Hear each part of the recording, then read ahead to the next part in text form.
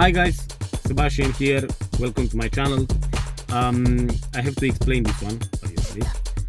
Well, someone else before me attended this job and he failed to fix the car. And I'm just guessing when he tried to pick the ignition switch, he went too deep and actually jammed the pins inside. So yeah, I had to use the magic tool just because the key was the key that I caught worked perfectly fine in all the doors, boot, glove compartment worked straight away, apart from the ignition switch. So I guess the ignition was jammed, the pins inside were jammed.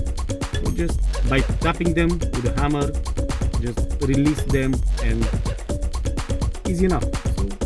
So let me know if you've done it differently. If you have any other ideas, just drop me a message. Don't forget to subscribe. Yeah, all right, thank you for watching, and yeah, enjoy the rest of the video. Thanks, bye.